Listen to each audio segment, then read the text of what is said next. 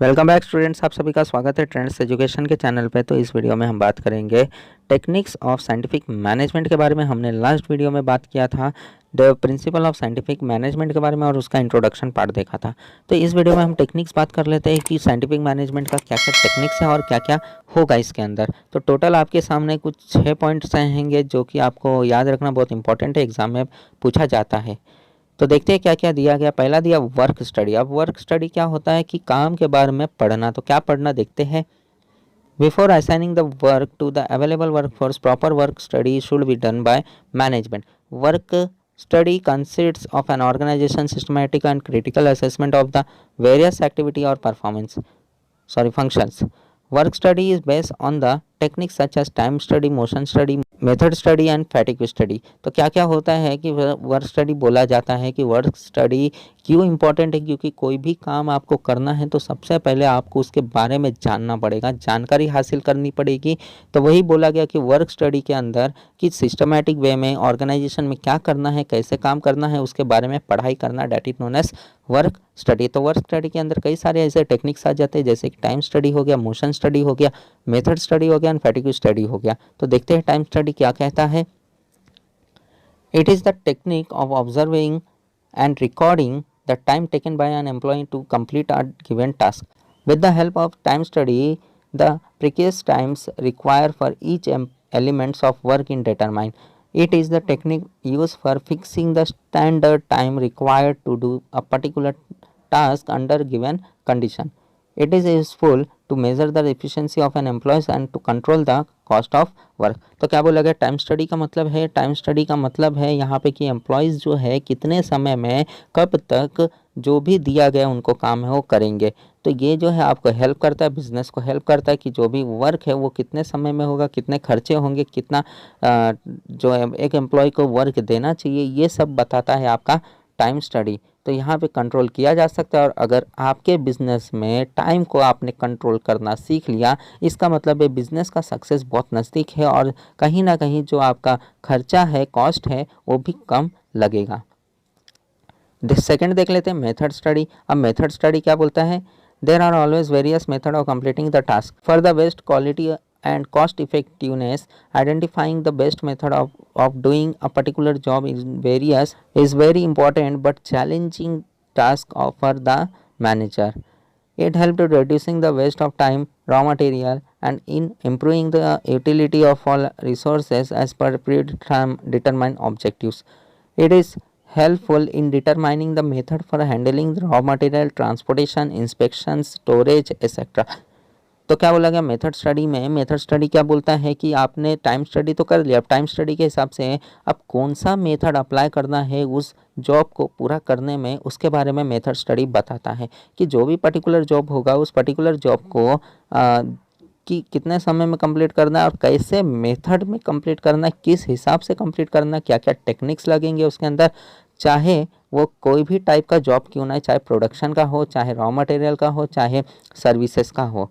ठीक है, तो इससे क्या होगा, मेथड स्टडी से। टाइम स्टडी तो बताता है कि समय के हिसाब से चलना चाहिए, लेकिन मेथड स्टडी बोलता है कि टेक्निक के हिसाब से भी चलना चाहिए। अब टेक्निक के हिसाब से चलोगे तो क्या होगा कि वेस्टेज कम होगा और ऑप्टिमम यूटिलाइजेशन ऑफ रिसोर्सेज भी होगा। तो इसके अंदर चाहे जो है अलग अलग टाइप्स के मेथड होंगे, चाहे रिलेटेड विद रॉ मटेरियल है, रिलेटेड विद ट्रांसपोर्टेशन है, इंस्पेक्शन है, स्टोरेज है या एक्सेट्रा। तो इंस्पेक्शन का मतलब चेकिंग होता है, इंस्पेक्शंस का मतलब कि इंस्पेक्ट करना कि क्या पॉजिटिव पॉइंट है और क्या नेगेटिव पॉइंट है। ठीक है, अगला बात करते हैं मोशन स्टडी। अब मोशन स्टडी क्या कहता है, the study of required motion means movement of an employee as well as machines while completing a particular task is very important. It is helpful in eliminating unnecessary motions and finding the best method of doing a particular job.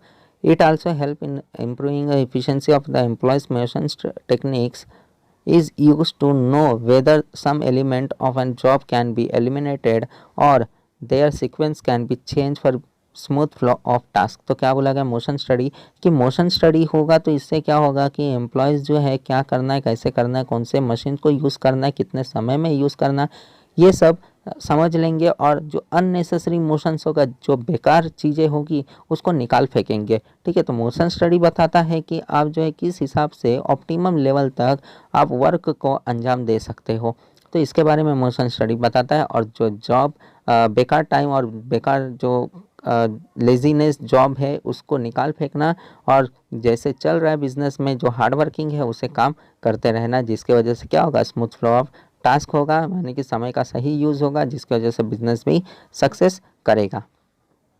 अगला देखते हैं fatigue study क्या बोलता है। Generally long working hours without sufficient break, target pressure, heavy work tool, and poor working conditions result into physical and mental stress.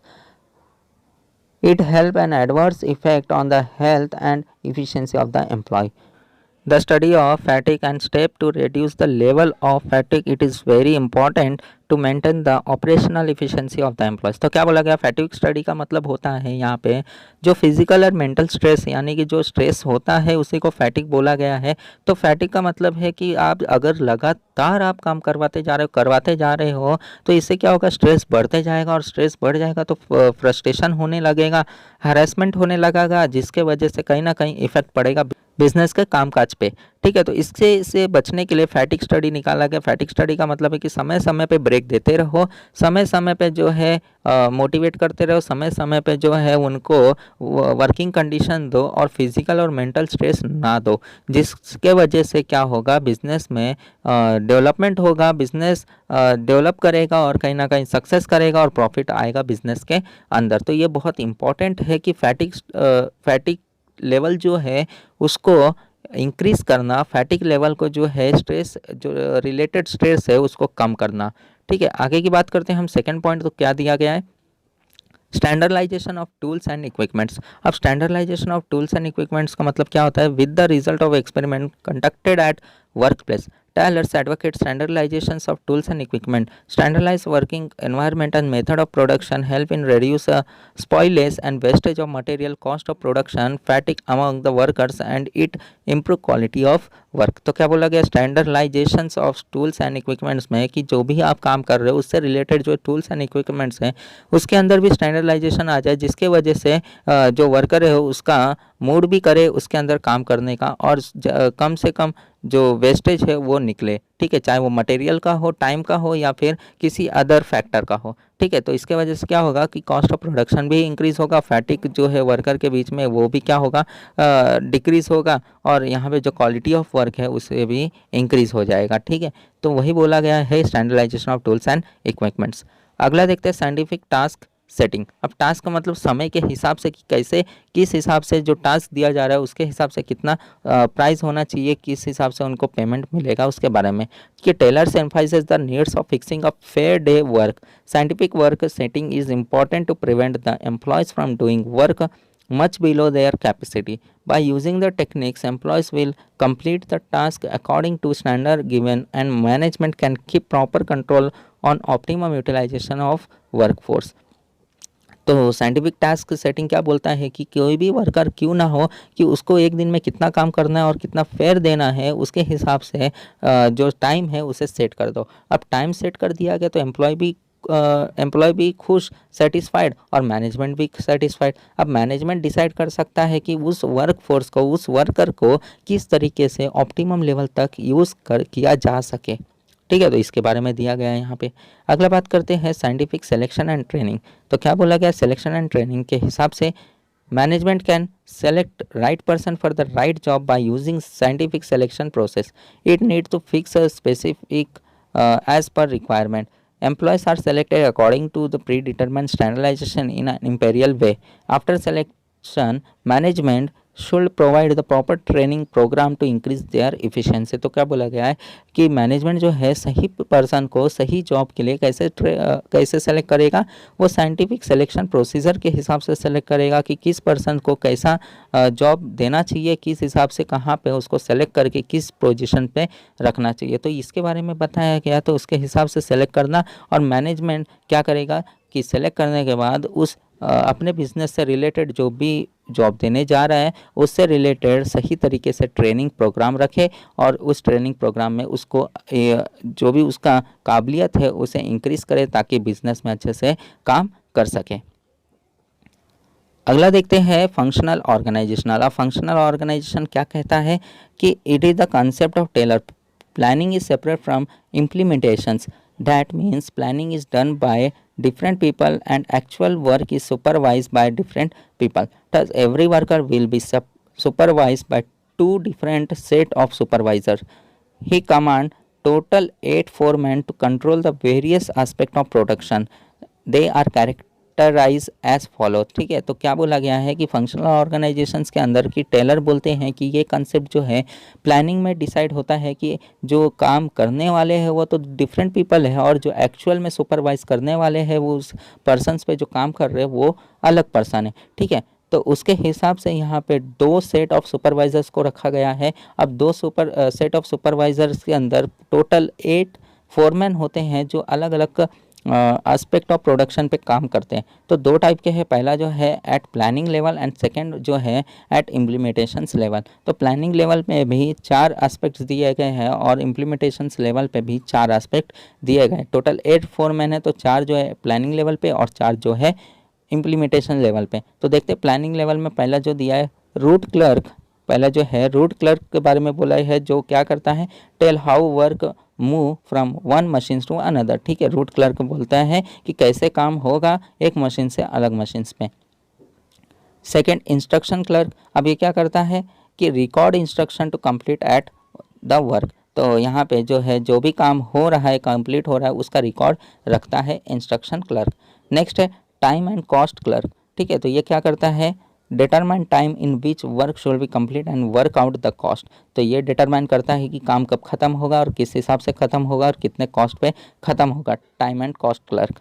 चौथा है discipline, ensure that the worker are working as per factory rule. अब discipline का मतलब है यहाँ पे जो fourth है वो बताता है कि जो भी कानून बनाया गया है कंपनी ने, जो भी रूल बनाया है उसके हिसाब से काम कर रहे हैं या नहीं कर रहे हैं। उसके बाद बी वाला देखते हैं at implementations level. Implementation level में भी 4 होंगे। पहला गैंग बॉस। गैंग बॉस का मतलब actual get the work done. तो यहाँ पे वो बॉस देखेगा कि जो भी वो वर्क दिया गया है क्या उसने किया है या नहीं किया है, उसी के बारे में। नेक्स्ट है speed boss, ensure that the work is complete in specific time. तो स्पीड बॉस्ट क्या बोलेगा कि जो भी समय दिया गया था एक वर्कर को क्या उसी समय में उसने कंप्लीट किया है या नहीं किया है, ये काम है स्पीड बॉस्ट का। Repair boss handle security and maintenance of mechanisms. तो क्या बोला गया है कि रिपेयर बॉस जो है जो भी फैक्ट्री के अंदर मशीन्स वगैरह है तो उसको हैंडल करना, सिक्योरिटी करना और उसका मेंटेनेंस रखना।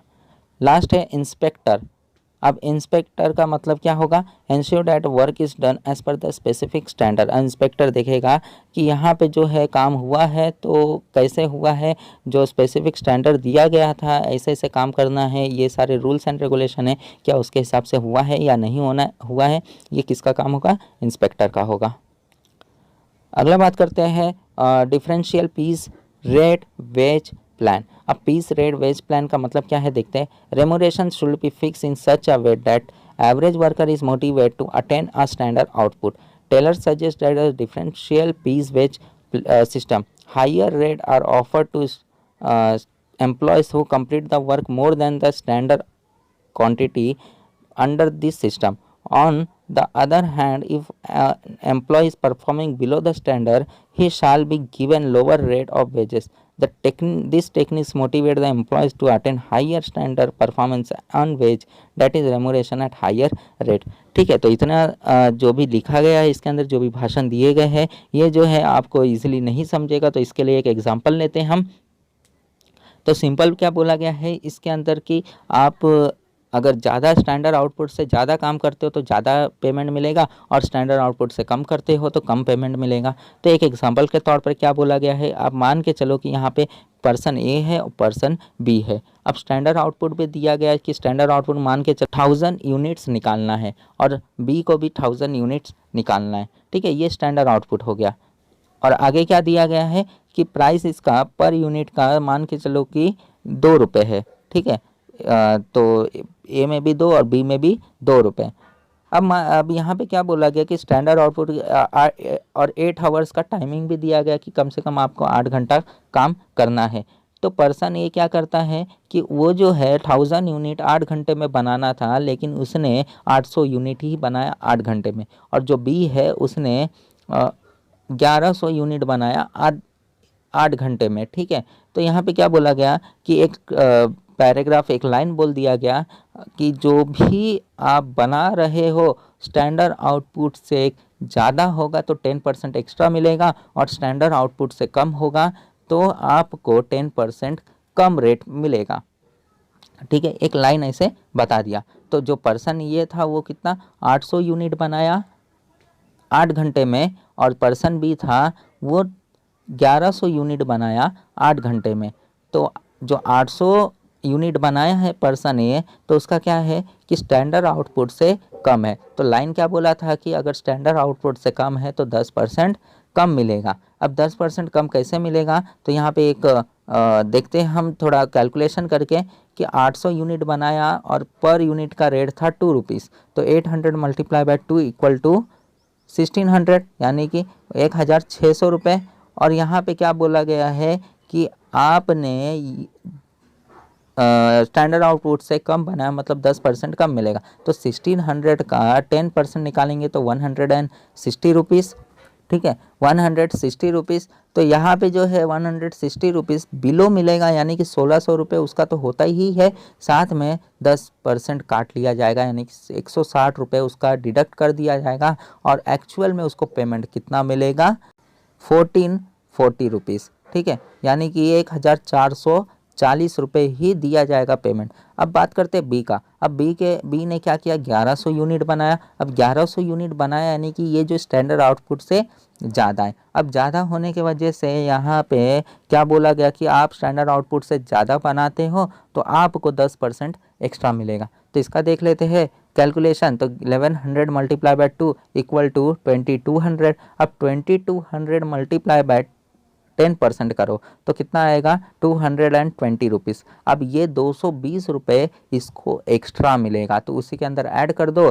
तो 220 rupees plus 2200 equal to 2420 rupees. तो एक्चुअल में जो पेमेंट मिलेगा बी को वो कितना मिलेगा 2220 रुपीज़, सॉरी 2420 रुपीज़। ठीक है, तो यहाँ पे डिफरेंस क्या पता चला कि स्टैंडर्ड आउटपुट से ज़्यादा बनाओगे तो एक्स्ट्रा मिलेगा, हायर मिलेगा, और स्टैंडर्ड आउटपुट से कम बनाओगे तो लोअर मिलेगा। ठीक है, तो यही बताना था इसके अंदर डिफरेंशियल पीस वेज प्लान के अंदर, यही है डिफरेंशियल पीस वेज प्लान, याद रखोगे।